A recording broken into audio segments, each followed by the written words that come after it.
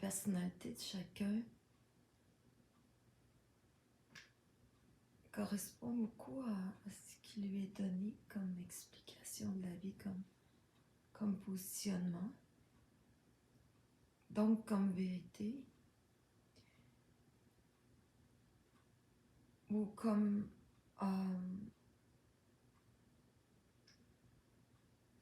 comment on pourrait dire ça, comme une espèce de fil conducteur de sa vérité. J'ai pas encore vu quelqu'un qui passait vraiment d'un bateau à l'autre, d'une sphère à l'autre d'idées. Il y a une certaine continuité. Et cette continuité-là interagit avec c'est-à-dire la vérité qui est dans ce filon-là, ce certain point de vue, cette certaine approche de l'intelligence de la vie, interagit avec la personnalité, dans le sens que, par exemple, si la personnalité est compétitive, il va penser ce que moi je comprends, c'est meilleur que ce que l'autre comprend. Si la personnalité est un peu maso, il va dire il faut que je paye pour ce que je comprends. Il y a un prix, la vie va vraiment m'éprouver à fond pour que je vérifie ce que je comprends. Quelqu'un qui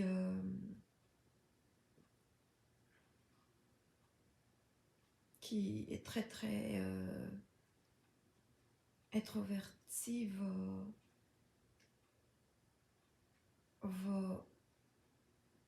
ne pas vouloir mettre sur la table ce qui lui est donné de comprendre.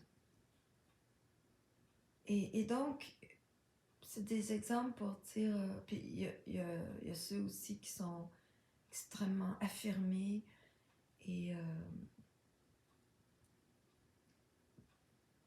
mais tous ces gens-là ont aussi un envers de médaille et une fluidité parce que tu t'en sors pas.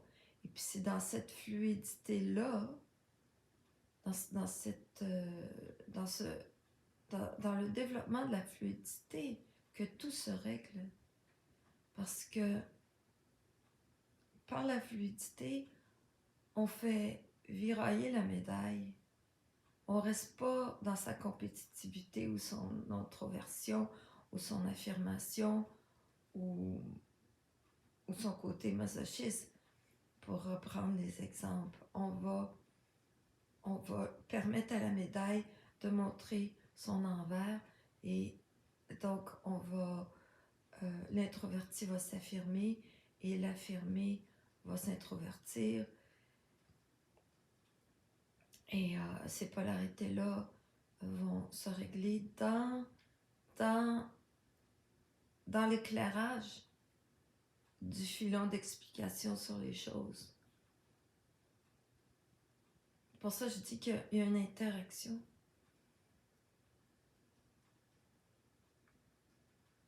Alors, tout ce qui dépasse va s'aplanir. Tout le relief va s'aplatir.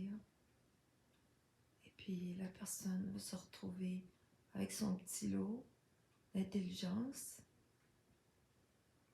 dans un rapport avec elle, avec son intelligence qui est plat, qui est calmé,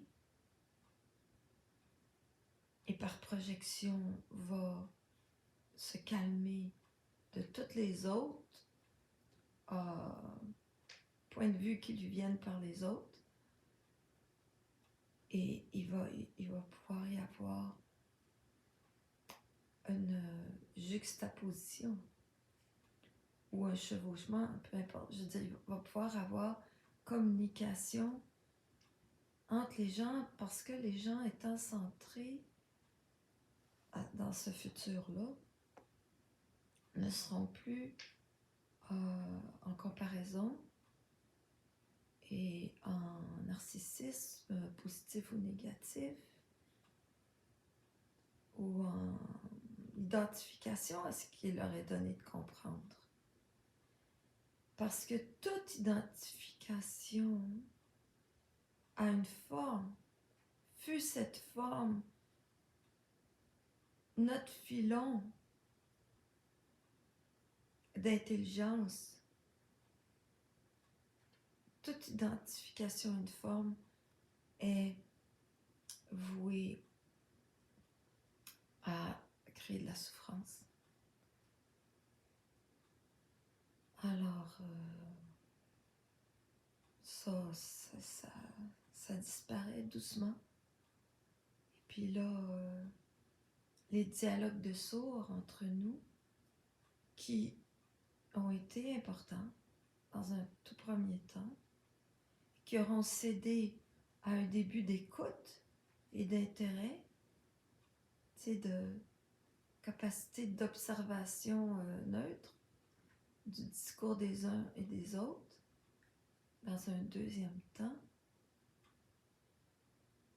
avec comparaison. Dans un troisième temps, il y aura vraiment une capacité de rayonner de façon parallèle. Et donc, il y aura juxtaposition des rayons parallèles. C'est du moins l'image que j'ai.